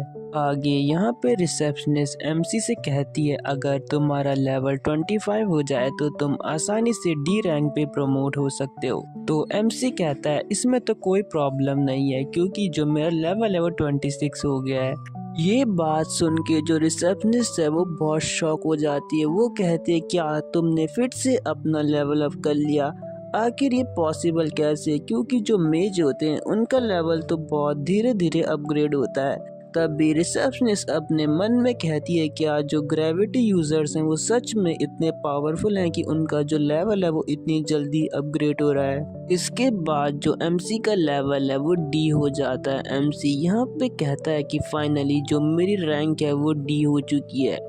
ये सिर्फ मेरी अमेजिंग कैरेक्टर क्लास की वजह से ही नहीं है बल्कि जो मैंने 10 साल तक फ्यूचर में वर्क करा है उसका एक्सपीरियंस भी मेरे साथ है जिसकी वजह से मेरा लेवल इतनी जल्दी अप हो रहा है। आगे एमसी कहता है कि इतनी जल्दी अपने लेवल को बढ़ाना इतना आसान नहीं है और साथ ही साथ इससे जो बाकी लोग हैं उनका अटेंशन भी मेरी तरफ आ रहा है, लेकिन मेरे पास अभी और कोई ऑप्शन नहीं है। मुझे जल्दी से अपना लेवल अप करना होगा ताकि मैं जो फ्यूचर में पोर्टल्स आने वाले हैं उन सब के अंदर जाके उनके वैल्यूएबल ट्रेजर्स को ले सकूं। तब भी एमसी आगे कहता है कि एक जो सबसे इम्पोर्टेंट पोर्टल है वो है मैनिक ड्रीम। उसके अंदर जो डैगर है वो सबसे ज़्यादा इम्पोर्टेंट है क्योंकि मेरे जो फ्यूचर लाइफ में जो डैगर था वो जिसके पास था वो बहुत ज़्यादा पावरफुल था। वो एक सीरियल किलर था जो पोर्टल्स के अंदर हंटर्स को मारा करता था और वो बहुत पावरफुल हो गया था। लेकिन इस बार वो वेपन मेरा होगा। मुझे ऐसा करने के लिए किसी की हेल्प की भी जरूरत पड़ेगी। एमसी तभी वहाँ पे पीछे बहुत सारी पार्टीज को देखता है। वो कहता है कि एक बड़ी पार्टी होना इतनी अच्छी बात नहीं है, मैं एक छोटी पार्टी के साथ भी उस वेपन को ऑब्टेन कर सकता हूँ। मुझे किसी ऐसे बंदे को ढूंढना होगा जिसकी एबिलिटी ग्रेविटी यूजर के साथ मैच करे ताकि वो मेरे साथ मिलकर उस वेपन को हासिल करने में मदद करे। जब एमसी ये सोच ही रहा होता है तभी एमसी वहाँ पे कहता है कि चलो मुझे सारे गिल्ड एरिया को चेक करना चाहिए, क्या पता मुझे मेरी ग्रेविटी यूजर एबिलिटीज के साथ कंपेटेबल पार्टनर मिल जाए। यहाँ पर एमसी कहता है कि मेरे को एक आधा दिन गुजर चुका है लेकिन मुझे अभी तक कोई ऐसा नहीं मिला। मैं अभी तक 3 गिल्ड में जाके देख के आ चुका हूँ, लेकिन अब ये मेरा चौथा गिल्ड है जहाँ मैं पता करने आया हूँ कि मेरी ग्रेविटी यूज़र एबिलिटी के साथ कोई कंफर्टेबल है भी या नहीं। जैसे ही MC 4th गिल्ड के अंदर एंटर करता है, वहाँ पे एक लड़की चिल्ला के कहती है, तुम किसी काम की नहीं हो। यहाँ पर हम एक प्यारी सी लड़की को देखते हैं जो कहती है, प्लीज़ मुझे माफ़ कर दो। उसके सामने वाली लड़की उससे कहती है, क्या तुम्हारी माफ़ी मांगने से यहाँ जो कुछ हुआ वो सब ठीक हो जाएगा, तो मैं तुम्हें माफ़ कर दूंगी। MC उन दोनों को देख के सोचता है, क्या यहाँ पर ये लड़ाई करने का कौन सा वक्त है। तब भी हमारा सीन फिर से उस लड़की की तरफ जाता है जो प्यारी सी लड़की को कहती है, सात्सुकी मैं तुम्हें अपने गिल्ड से निकालती हूँ। मैं तुम्हें यहाँ से निकाल रही हूँ क्योंकि तुम्हारी एबिलिटीज़ का कूलिंग टाइम बहुत ज़्यादा है, जिसकी वजह से हमारे बहुत सारे हंटर्स मारे गए हैं। तो मैं तुम्हें अभी इस गिल्ड से निकाल रही हूँ। आगे वो लड़की सात्सुकी से कहती है कि उल्टा तुम हमारे ऊपर एक बोझ हो। यहाँ पर इस लड़की का नाम हमें सात्सुकी बताया जाता है।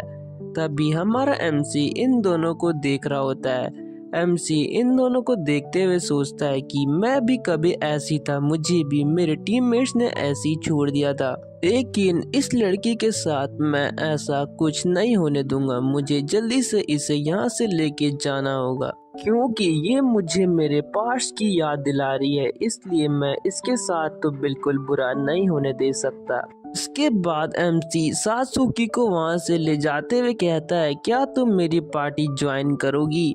जो पीछे लड़की सात्सुकी को अभी तक बुरा भला कह रही थी, वो कहती है, तुम इस जैसी कचड़ी कैरेक्टर क्लास वाली लड़की का आखिर क्या करने वाले हो। ये तुम्हारे ऊपर बस एक बोझ है जो तुम्हारे लिए सिर्फ एक प्रॉब्लम क्रिएट करेगी। इस सब चीज़ों को सुनकर जो सात्सुकी होती है वो बहुत रोने लगती है और उसका दिल बुरी तरह टूट जाता है। साथ ही साथ वो हमारे MC को भी कहती है कि तुम भी बिल्कुल बेकार हो, तो तुम्हें इसे अपने साथ ले जाना चाहिए। तब भी हम देखते हैं कि जो सात्सुकी होती है वो दोबारा उस लड़की के पास जाते हुए कहती है कि मुझे प्लीज एक और चांस दे दो।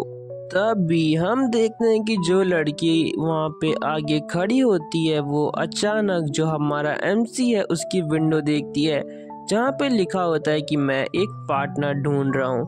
साथ ही साथ वहाँ पे उसकी रैंक D और उसका हंटर लाइसेंस भी लिखा होता है। वो लड़की देख के सोचती है, ये तो एक हंटर है और साथ ही साथ इसकी रैंक भी D है। आखिर ये अपने साथ इस यूजलेस लड़की को क्यों लेना चाहता है। वो लड़की अपने मन में सोचती है कि मुझे इस लड़के को अपनी टीम में ले लेना चाहिए। वो फिर हमारे MC से कहती है कि अभी अभी हमारी जो टीम है उसमें एक स्पॉट खाली है, तो क्या तुम हमारी टीम को ज्वाइन करना चाहोगे। MC उस लड़की को इग्नोर करते हुए सात्सुकी से कहता है, क्या तुम मेरे साथ एक पार्टी स्टार्ट करना चाहोगी। सात्सुकी MC को देख के थोड़ी शॉक हो जाती है और साथ ही साथ जो दूसरी लड़की होती है उसका तो मुंह खुला का खुला रह जाता है। MC सात्सुकी को देख के सोचता है कि ये एक इंचेंस्ट्रेस है जो बहुत इम्पोर्टेंट है, ये मेरे लिए एक बहुत अच्छी अपॉर्चुनिटी बन सकती है, इसलिए मुझे अभी इसे अपनी टीम में किसी भी हाल में लेना होगा। तभी पीछे से वही लड़की कहती है कि तुम्हें इस जैसे वेस्ट पर अपना टाइम बर्बाद नहीं करना चाहिए, इससे बढ़िया तुम्हें मेरी पार्टी को ज्वाइन कर लेना चाहिए।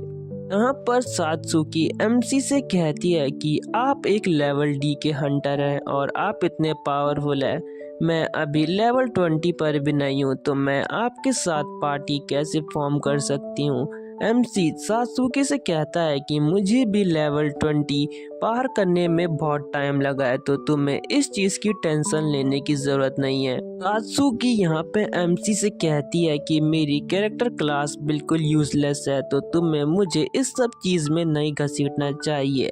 MC सात्सुकी से कहता है कि तुम्हें इस चीज़ की टेंशन लेने की ज़रूरत नहीं है, मैं तुम्हारी पूरी हेल्प करूँगा। सात्सुकी यहाँ पे चिल्ला के कहती है कि मैं भी बिल्कुल श्योर नहीं हूँ, क्या पता मैं कल को हंटर बनना छोड़ दूँ तो इसलिए मैं तुम्हारे साथ पार्टी फॉर्म नहीं करना चाहती।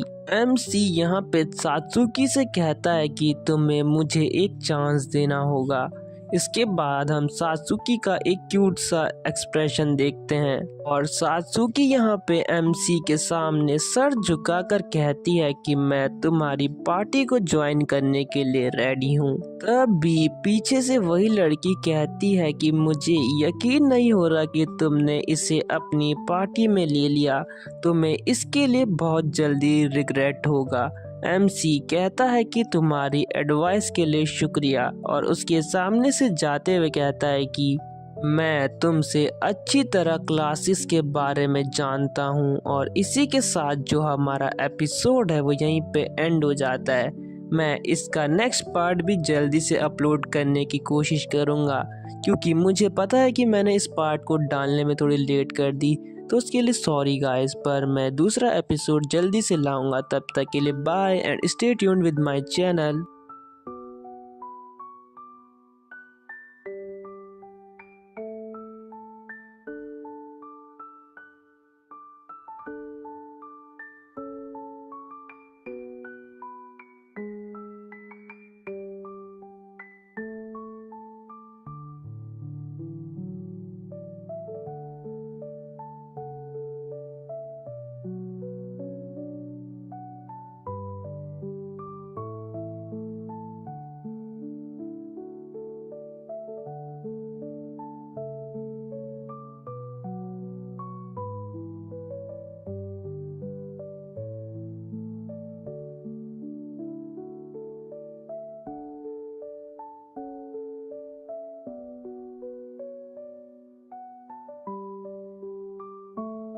Hello everyone. इस एपिसोड के स्टार्टिंग में हमारा एमसी कह रहा होता है कि तुम्हारा नाम सात्सुकी है, तुम्हारा मेरी पार्टी को ज्वाइन करने के लिए शुक्रिया। सात्सुकी यहाँ पर कहती है तुम्हारा वेलकम, लेकिन क्या तुम श्योर हो कि तुम मुझे अपनी पार्टी में रखना चाहते हो? क्योंकि मैं एक एंचेंट्रेस हूँ और वो बिल्कुल यूजफुल नहीं होते। एमसी यहाँ पर सात्सुकी से कहता है कि मुझे पता है कि तुम्हें कैसा लग रहा होगा, क्योंकि मैं भी एक मेज हूँ। तुम्हें अभी अपने आप को कमज़ोर नहीं समझना चाहिए, क्योंकि कुछ साल बाद ये सब चीज़ें बदलने वाली है। सात्सुकी कहती है क्या तुम्हें सच में लगता है कि ऐसा कुछ होगा? एमसी कहता है अभी फ़िलहाल हमें इन सब चीज़ों के बारे में छोड़कर उस चीज़ पे बात करनी चाहिए कि हम किस पोर्टल के अंदर एंटर करने वाले हैं। सात्सुकी यहाँ पे कहती है कि चलो जल्दी से बताओ हम कौन से ओन्ड पोर्टल के अंदर एंटर करने वाले हैं। एमसी यहाँ पे सात्सुकी से कहता है कि बेवकूफ, हम किसी ओन्ड पोर्टल के अंदर एंटर नहीं करने वाले, बल्कि हम एक अनडेवलप पोर्टल के अंदर एंटर करेंगे जो अभी तक अपेयर नहीं हुआ है। तो तुम्हें उसके लिए तैयार होना होगा, क्योंकि उस पोर्टल की जो लेवल रिक्वायरमेंट है वो 30 है और उस पोर्टल का नाम है मैनिक ड्रीम्स, जिसके अंदर हम एंटर करने वाले हैं। सात्सुकी यहाँ पे शॉक होते हुए कहती है क्या वो एक अनडेवलप पोर्टल है, उसी के साथ जो उसकी लेवल रैंकिंग है वो भी 30 लेवल की रिक्वायरमेंट मांग रहा है, तो हम भले उस पोर्टल के अंदर अपनी जान को खतरे में क्यों डालें। अभी हमें यहाँ पे नरेटिंग वाइज दोनों पोर्टल्स के बीच डिफरेंस बताती है। यहाँ पे हमें बताया जाता है कि जो ओन पोर्टल्स होते हैं उनको पूरी तरह से एनालाइज किया जाता है और वो ओपन होते हैं ताकि पीपल उसके अंदर जाकर अपना लेवल अप कर सके, लेकिन जो अनडेवलप पोर्टल होते हैं वो ओन्ड नहीं होते, वो किसी भी तरीके से एनालाइज नहीं किए जाते, बल्कि उनके अंदर जाने में खतरा भी हो सकता है जो आगे जाकर बहुत सारे हंटर्स पे भारी पड़ता है और इसमें बहुत सारे हंटर्स मारे भी जाते हैं। फिर यहाँ पे सात्सुकी कहती है कि मैं किसी ऐसे पोर्टल के अंदर नहीं जा सकती, क्योंकि जो मेरा लेवल है वो सिर्फ 17 है और साथ ही साथ मैं बहुत स्लो भी हूँ और जो मेरी कैरेक्टर क्लास है वो भी बिल्कुल बेकार है, तो मैं भले तुम्हारी मदद कैसे कर सकती हूँ। MC यहाँ पे सात्सुकी से कहता है कि तुम्हें टेंशन लेने की बिल्कुल ज़रूरत नहीं है, क्योंकि जो सारे अटैक है वो मैं खुद करूँगा। तुम्हें वहाँ कोई भी खतरा नहीं होगा, क्योंकि मैं तुम्हें खुद ही प्रोटेक्ट करूँगा। MC यहाँ पे मन में कहता है कि मैंने अपनी पास्ट लाइफ में जो मैंने एक ड्रीम पोर्टल है उसके बारे में बहुत पढ़ा था, और साथ ही साथ मैंने पूरी रिसर्च भी करी थी। तो इसलिए अभी मैं एक बिल्कुल फुल प्रूफ स्ट्रेटजी बना पा रहा हूँ कि हमें कैसे उस पोर्टल को क्लियर करना है। फिर MC यहाँ सात्सुकी से चिल्ला के कहता है कि हम दोनों मिलकर उस पोर्टल को क्लियर करेंगे, बस तुम्हें मुझ पे भरोसा करना होगा। यहाँ पे हमें सात्सुकी का एक बहुत क्यूट सा लुक दिखाया जाता है। इसके बाद MC फिर से हमें उस डैगर के बारे में बताता है और कहता है कि इस बार उस डैगर को मुझे किसी भी हाल में अपने लिए सिक्योर करना पड़ेगा। यहाँ पर जो सात्सुकी है वो कहती है आखिर हमें कैसे पता चलेगा कि उस पोर्टल के अंदर कौन कौन से खतरे हैं जो पोर्टल अभी तक अपेयर भी नहीं हुआ। MC सात्सुकी से कहता है कि मैं तुम्हें अभी सारी डिटेल्स नहीं बता सकता, बस मुझे ये किसी रेयर आइटम की वजह से पता चला है। सात्सुकी यहाँ पे कहती है ये तो इम्पॉसिबल है, आखिर तुम किसी पोर्टल की अपीयरेंस के बारे में कैसे पता लगा सकते हो। ऐसे ही सात्सुकी ये कह रही होती है तभी उनके सबके फोन में एक मैसेज आता है। वहाँ पे लिखा होता है कि तुम्हारे नियर बाय डिस्ट्रिक्ट में एक पोर्टल अपेयर हुआ है टोक्यो के अंदर, तो तुम्हें जल्दी से वहाँ से भागना होगा, और अगर तुम हंटर हो तो तुम्हें जल्दी से वहाँ पहुँचना होगा। यहाँ पर जो MC होता है वो सात्सुकी से कहता है देखो जो मैंने कहा था वो सच हो गया, वो पोर्टल अपेयर हो चुका है और हम कल उसके अंदर जाने वाले हैं, तो पूरी तैयारी करके आना। फिर MC यहाँ पे कहता है कि ऐसा कोई नहीं है जो उसे एक वीक में क्लियर कर दे। मुझे सबसे पहले उस पोर्टल के बॉस मॉन्स्टर को डिफीट करके जो रिवॉर्ड है वो लेना होगा, और यहाँ पर MC उसी डैगर की बात कर रहा होता है। इसके बाद हमें दूसरे दिन का सीन दिखाया जाता है। यहाँ पे MC कहता है कि मुझे बिलीव नहीं हो रहा कि मैं यहाँ अभी सच में हूँ। ये जगह है द मिनिस्ट्री ऑफ मॉन्स्टर एरेडिक्शन। इसी दिन से सब कुछ चेंज होना स्टार्ट हुआ था। जैसी जो MC और सात्सुकी है वो वहाँ पे जाते हैं, तभी वहाँ पे एक लड़की आके कहती है आप पक्का हंटर्स होंगे, तो जब आप पोर्टल के अंदर जाएं तो आपको जो भी इंफॉर्मेशन मिले वो हमारे साथ शेयर जरूर कीजिएगा। आगे वो लड़की कहती है कि आपको अपनी सेफ्टी का भी ध्यान रखना होगा, क्योंकि जो अनडेवलप्ड पोर्टल है उनके अंदर बहुत सारे हंटर्स मारे जाते हैं। MC यहाँ पे कहता है कि आप बस हमारे वापस आने का वेट कीजिए। यहाँ पे सात्सुकी MC से कहती है आखिर तुमने इन्हें ये क्यों नहीं बताया कि हम बॉस मॉन्स्टर को मारने जा रहे हैं। MC सात्सुकी से कहता है अगर हमने उसे ये सब बता दिया तो वो हमें पोर्टल के अंदर जाने ही नहीं देते, इसलिए मैंने उन्हें अभी तक कुछ नहीं बताया है। इसी के साथ हमें सात्सुकी और MC को मैनिक ड्रीम पोर्टल के अंदर बताया जाता है। MC यहाँ पे सात्सुकी से पूछता है क्या तुम नर्वस हो। सात्सुकी कहती है हाँ मैं थोड़ी बहुत नर्वस हूँ। MC कहता है कि मुझे माफ कर दो, मुझे तुमसे पूछना पड़ा, लेकिन अगर तुमने फाइट के बीच में नर्वस होने की कोशिश करी तो हम दोनों के दोनों ही मारे जा सकते हैं। MC आगे कहता है कि मैं सारे के सारे मॉन्स्टर से खुद लड़ने वाला हूँ, तो अगर मैं उनको हैंडल नहीं कर सका तो हम दोनों यहाँ से तुरंत भाग जाएंगे। सात्सुकी MC से कहती है नहीं मैं अपना बेस्ट ट्राई करूंगी। सात्सुकी आगे कहती है कि मैं तुम्हारी क्लोज रेंज में भी मदद कर सकती हूँ, और साथ ही साथ मैं मॉन्स्टर के लिए बैट बनने के लिए भी तैयार हूँ। MC कहता है नहीं इसकी कोई ज़रूरत नहीं है, तुम्हें ये सब नहीं करना चाहिए, मैं सब कुछ खुद संभाल सकता हूँ, बस तुम्हें पीछे रहकर मेरी थोड़ी सी मदद करनी होगी। सात्सुकी यहाँ पे कहती है कि मेरी स्किल्स इतनी यूजफुल नहीं है, तो MC कहता है क्या तुम माना ड्रेन यूज कर सकती हो। तभी हमें यहाँ पे नरेटिंग वॉइस माना ड्रेन के बारे में बताती है। इससे जो एंचरस्टिस होती है वो जो एनिमी है उसका माना एब्जॉर्ब कर लेती है और अपने पार्टनर पे उसका यूज़ करके उसकी पावर को बढ़ा देती है, जिससे ये लॉन्ग फाइट में बहुत यूज़फुल होता है। इससे जो उसका पार्टनर होगा उसका जो माना है वो बिल्कुल ड्रेन नहीं होगा। MC यहाँ पे कहता है कि अब मुझे बिल्कुल टेंशन नहीं होगी, क्योंकि जो ये स्किल है ये पोर्टल्स के अंदर लॉन्ग टाइम रहने के लिए बहुत सूटेबल है। जब तक पोर्टल के अंदर मॉन्स्टर होंगे तब तक मुझे माना ड्रेन होने का कोई डर नहीं होगा।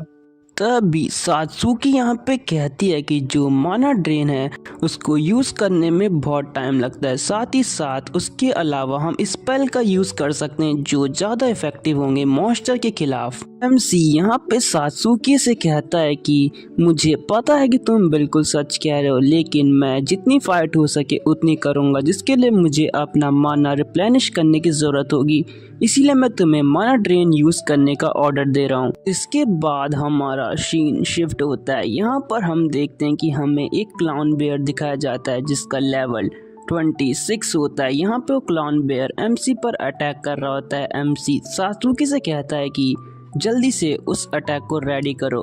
यहाँ पे Satsuki shadow ball attack use करती है जो उस क्लाउन बेयर को हेड ऑन हिट हो जाता है और हम देखते हैं कि उस अटैक का उस क्लाउन बेयर पे अफेक्ट हुआ होता है। यहाँ पे एमसी कहता है वो थोड़ा सा कमज़ोर हो चुका है, हमें जल्दी से उस पे अटैक करना होगा। तभी जो एमसी होता है वो उस क्लाउन बेयर के पीछे से अटैक करना शुरू कर देता है। यहाँ पे जो एमसी होता है वो यहाँ पे अपनी इंक्रीज ग्रेविटी का यूज़ करके उस क्लाउन बेयर के सिर पे अटैक करता है और उसका काम तमाम वहीं पे कर देता है।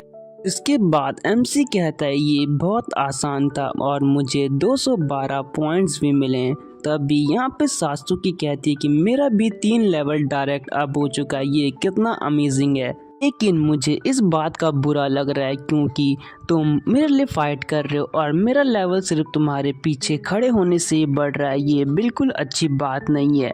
यहाँ पे एमसी सात्सुकी से कहता है कि तुम मेरे लिए बहुत यूज़फुल हो, तुम मुझे पीछे से प्रोटेक्ट कर रही हो और इसका मुझे बहुत खुशी है क्योंकि एट द एंड हम एक पार्टी है।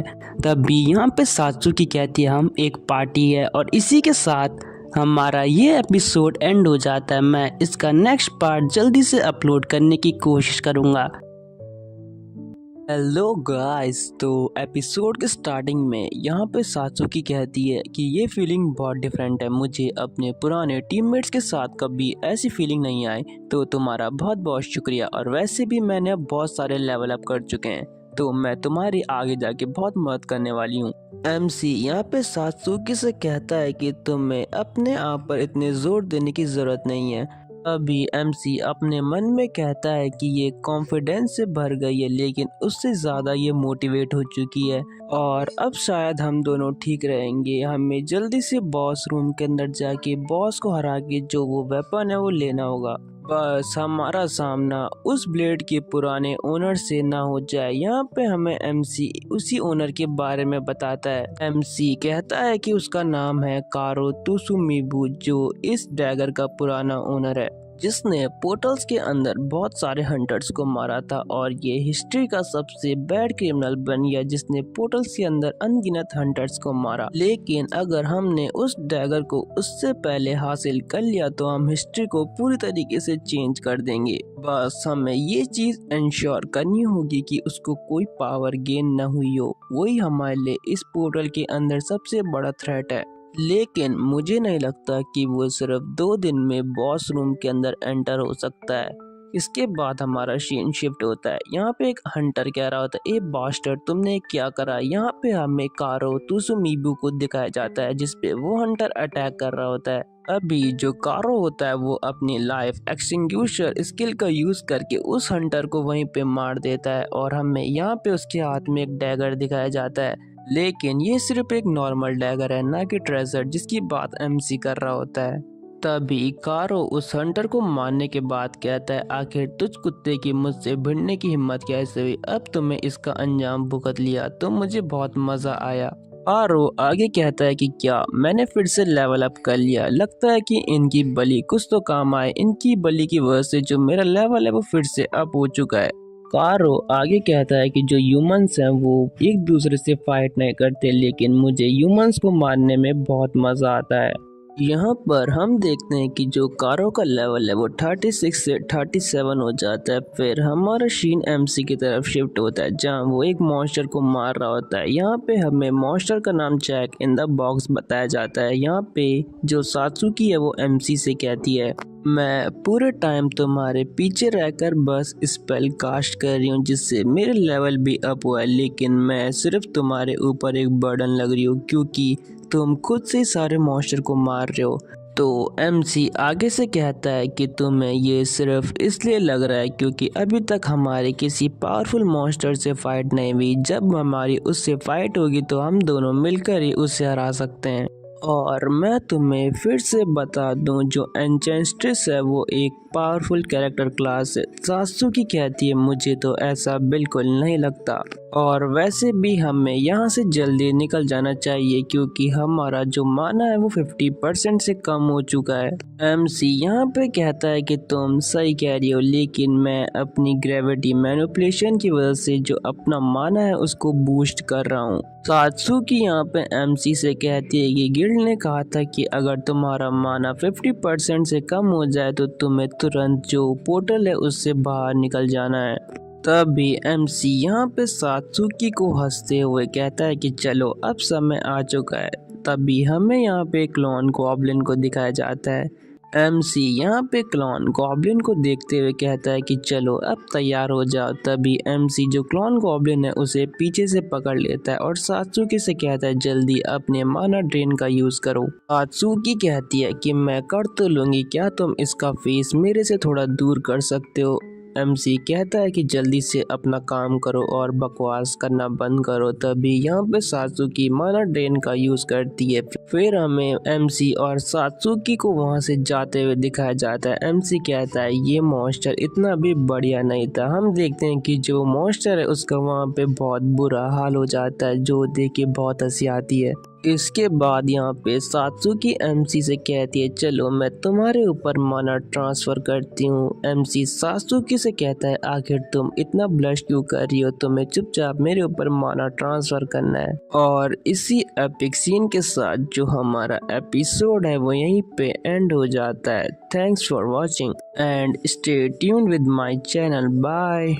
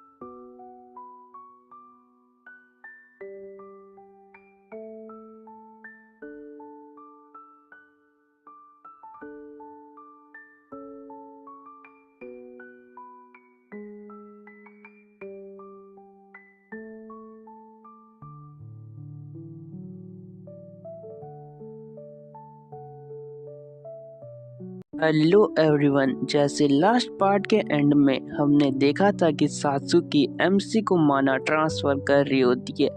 इस एपिसोड के स्टार्टिंग में एमसी सात्सुकी से कहता है कि जो मेरे माना पॉइंट है वो इंक्रीज हो चुके हैं। तो सात्सुकी कहती है लेकिन इतने माना पॉइंट बिल्कुल इनफ नहीं है, ये बहुत कम है। अगर हमें यहाँ सरवाइव करना है तो हमें और माना पॉइंट की ज़रूरत होगी।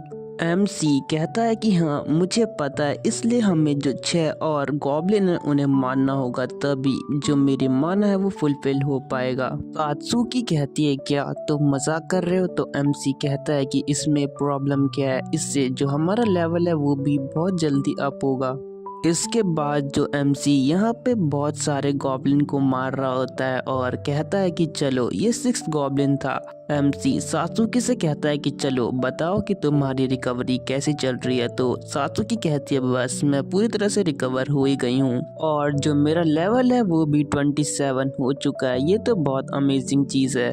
यहाँ पर हमें सात्सुकी और एमसी को एक जगह पर बैठे हुए दिखाया जाता है। एमसी सात्सुकी से कहता है कि जिस तरह से मैं माना रिकवर कर रहा हूँ, इस हिसाब से तो हमारे साथ कुछ एक्सीडेंट भी हो सकता है, लेकिन मैं बिल्कुल हार नहीं मानूंगा। मैं सारे मॉन्स्टर को मारकर जो बॉस रूम है वहां पहुंचने की पूरी कोशिश करूंगा और ये भी श्योर करूंगा कि हम में से कोई मारा ना जाए। तभी सात्सुकी यहाँ पे एमसी को कहती है कि जो मेरे लेवल है वो भी अप हो चुके हैं और ये फीलिंग बहुत डिफरेंट है, मेरे को पहले कभी ऐसी फीलिंग नहीं आई। क्योंकि जो हमारा गिल्ड था उसके हिसाब से हमें मॉन्स्टर से फाइट नहीं करनी है, हमें उनसे दूर रहना है क्योंकि हम उनसे कमज़ोर हैं। इसलिए आज तक मैं कभी मॉन्स्टर से ढंग से फाइट ही नहीं कर पाई। एमसी यहाँ पे थोड़ी देर सोचने के बाद कहता है कि गिल्ड ऐसा इसीलिए करते हैं ताकि जो हंटर्स हैं उन्हें कुछ हो ना जाए, उन्हें अपनी सेफ्टी का ध्यान भी रखना चाहिए, इसलिए गिल्ड ये सब रिकमेंडेड करते हैं। लेकिन इसका एक डिसएडवांटेज भी है, अगर तुम स्ट्रांग मॉन्स्टर से फाइट नहीं करोगे तो जो तुम्हारा लेवल है वो भी कभी अप नहीं होगा। और इसके बाद हमें सात्सुकी और एमसी को बॉस रूम के पास जाते हुए दिखाया जाता है। एमसी कहता है कि आज हम इस पोर्टल को क्लियर कर ही देंगे, मैं यहाँ आखिरकार पहुँच ही गया।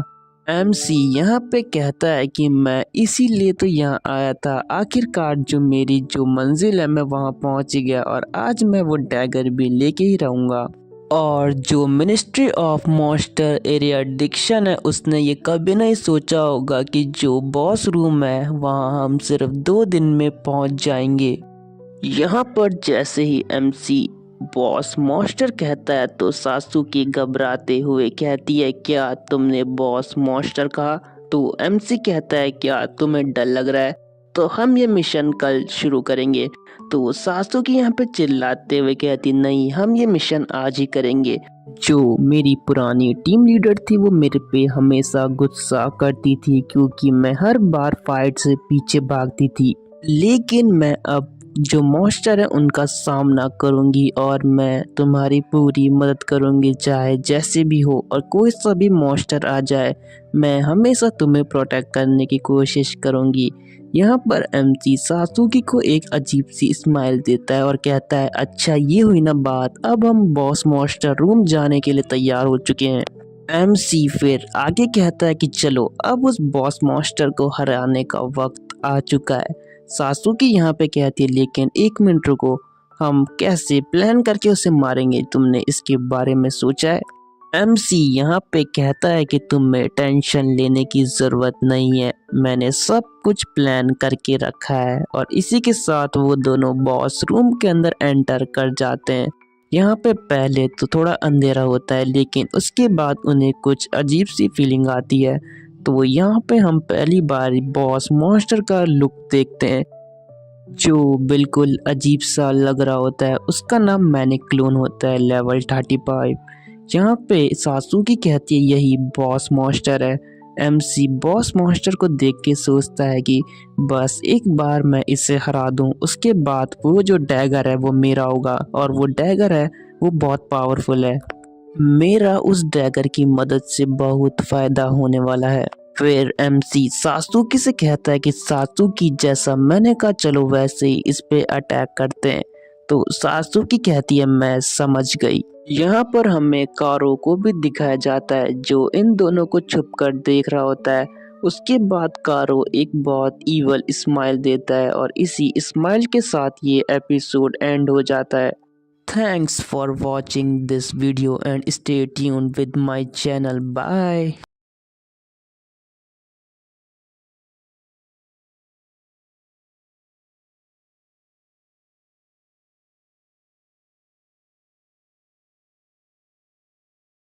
एपिसोड के स्टार्टिंग में हम देखते हैं कि जो सात्सुकी और एमसी होते हैं वो बॉस रूम में एंटर हो जाते हैं। यहाँ पे एमसी सात्सुकी से कहता है कि चलो इस पे अटैक करो।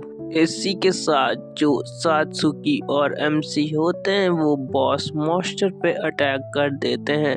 यहाँ पे एमसी सोच रहा होता है कि मुझे इसे टारगेट बनाना पड़ेगा और सासुकी तुम्हें जल्दी से इस पे अटैक करना होगा। एमसी यहाँ पे आगे सोच रहा होता है कि जो ये बॉस मॉन्स्टर है ये बहुत स्ट्रांग है, साथ ही साथ जो इसकी रिकवरी है वो भी बहुत फास्ट होती है, तो हम इससे डायरेक्ट फाइट नहीं कर सकते, हमें कोई दूसरा रास्ता ढूंढना होगा। तब भी हम देखते हैं कि जो बॉस मॉन्स्टर होता है वो एमसी पर अटैक कर देता है। एमसी यहाँ पे अपनी रिड्यूस ग्रेविटी का यूज़ करते हुए अपने फुट स्टेप का यूज़ करता है, जिससे कि वो उसकी क्लोज रेंज में जा सके और उस पर अटैक कर सके। तब भी यहाँ पे सासुकी इस मौके का फ़ायदा उठाते हुए पीछे से माना ड्रेन का यूज़ कर देती है, लेकिन जो सात्सुकी होती है वो बिल्कुल डर जाती है क्योंकि बॉस मॉन्स्टर पे उसका कोई अफेक्ट नहीं हुआ होता है। यहाँ पर एमसी चिल्लाते हुए कहता है कि सात्सुकी जल्दी से अपनी सेफ्टी का ध्यान रखो, क्योंकि जो बॉस मॉन्स्टर है वो अपने टेलीपोर्टेशन मैजिक का यूज़ करके तुम पे अटैक करने वाला है। सात्सुकी ये सुनकर वहाँ पे थोड़ी घबराने लग जाती है और वहाँ से भागना शुरू कर देती है। एमसी यहाँ पर सात्सुकी से कहता है कि तुम उसके अटैक को डॉज नहीं कर सकती, एक बार अगर तुम उसके टारगेट पे आ जाओ। तब भी हम देखते हैं कि जो बॉस मॉन्स्टर है उसका डायरेक्ट फायर बॉल का अटैक सात्सुकी पे लगने ही वाला होता है। यहाँ पे जो सात्सुकी होती है वो बहुत घबरा रही होती है, लेकिन तब भी हम देखते हैं कि एमसी यहाँ पे कहता है कि मॉन्स्टर तुम कुछ भूल रहे हो, मैं भी यहाँ पर हूँ। इसी के साथ एमसी बॉस मॉन्स्टर पे अटैक कर देता है। यहाँ पर एमसी बॉस मॉन्स्टर पे जैसे ही अटैक करता है वहाँ पर बॉस मॉन्स्टर को थोड़ा गुस्सा आ जाता है। एमसी फिर से जो बॉस मॉन्स्टर है उस पे अपनी रिड्यूस ग्रेविटी का यूज़ करता है।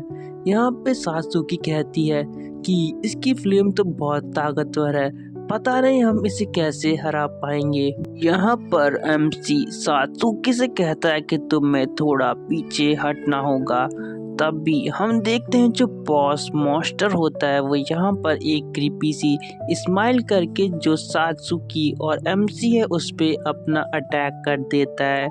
यहाँ पर हम देखते हैं कि एमसी उसके अटैक को देख के सोच रहा होता है कि उसने 2 बार अपने टेलीपोर्टेशन मैजिक का यूज़ करा है और एमसी यहाँ पे थोड़ा टेंशन में आ जाता है। यहाँ पे सात्सुकी भी कहती है कि संभल कर, लेकिन हम देखते हैं जो एमसी होता है वो अपनी रिवर्स ग्रेविटी का यूज़ करते हुए उस अटैक को वहाँ पे डिस्ट्रॉय कर देता है, जिसको देखकर बॉस मॉन्स्टर भी थोड़ा शॉक हो जाता है। फिर हम देखते हैं जो एमसी होता है वो बॉस मॉन्स्टर के ऊपर आ जाता है और कहता है कि ये बहुत बुरा है। यहाँ पर बॉस मॉन्स्टर भी एमसी को एक क्रीपी सी स्माइल देकर उस पर अटैक करने के लिए तैयार होता है। फिर यहाँ पे एमसी सोच रहा होता है कि ये इतना आसान भी नहीं है, लेकिन जो सारी चीज़ है वो हमारे प्लान के अकॉर्डिंग ही चल रही है। फिर हमें पास्ट में सात्सुकी और एमसी की थोड़ी कन्वर्सेशन को बताया जाता है, जहाँ पे सात्सुकी एमसी से कहती है क्या हम बॉस मॉन्स्टर पे डायरेक्ट अटैक नहीं करेंगे।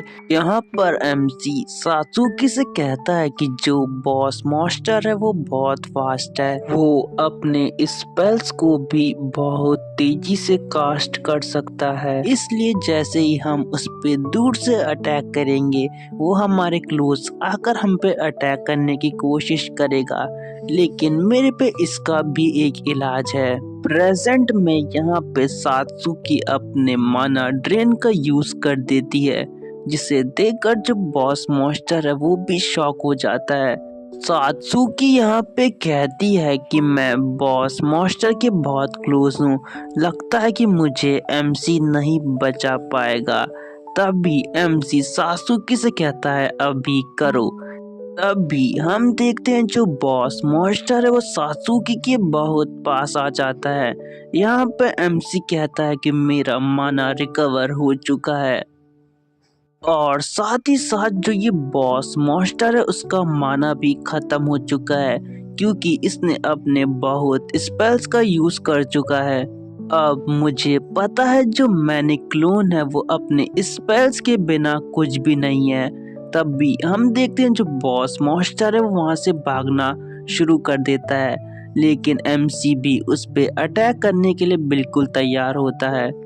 एमसी यहाँ पे अपनी जो न्यू स्किल है उसका यूज इस बॉस मॉन्स्टर पे करता है, जिस स्किल का नाम मीटियोर ड्रॉप होता है। यहाँ पे एमसी अपने बहुत सारे माना का यूज करके मीटियोर ड्रॉप का अटैक मैंने क्लोन पे कर देता है, जिसे देखकर मैंने क्लोन भी बिल्कुल सकपका जाता है।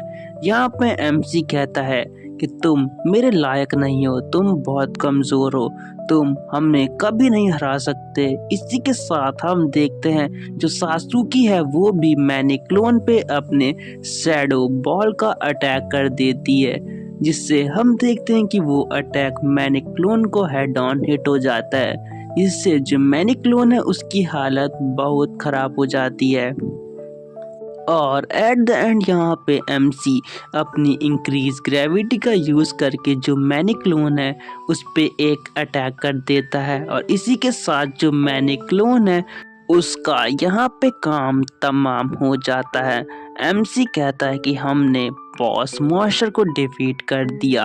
तभी हमें यहाँ पे दिखाया जाता है सिस्टम विंडो पे, जहाँ पे उसका लेवल 30 पहुँच जाता है और एमसी को बहुत सारे पॉइंट भी मिलते हैं। सात्सुकी चिल्ला के कहती है आखिरकार हमने बॉस मॉन्स्टर को हरा दिया। एमसी यहाँ पर सात्सुकी से कहता है कि अब कुछ टाइम बाद ये पोर्टल है वो क्लोज हो जाएगा। तो सात्सुकी कहती क्या हम यहाँ फंस जाएंगे? तो एमसी कहता है इतनी कोई जल्दी नहीं है क्योंकि ये पोर्टल अभी आधे दिन तक खुला रहेगा, तब तक हमारे पास बहुत टाइम है। सात्सुकी यहाँ पे शर्माते हुए कहती है वो मैंने आज से पहले पोर्टल क्लियर किया नहीं है ना, इसलिए मुझे पता नहीं है। तभी यहाँ पे एमसी उसको इग्नोर करते हुए कहता है फाइनली मुझे वो मिल गया। सात्सुकी कहती है आखिर वो क्या चीज है? यहाँ पे हमें उसी डैगर को दिखाया जाता है। एमसी कहता है कि ये रिवॉर्ड है उस बॉस मॉन्स्टर को हराने का और इसी सीन के साथ जो हमारा ये एपिसोड है वो एंड हो जाता है। Thanks for watching this video and stay tuned with my channel. Bye guys.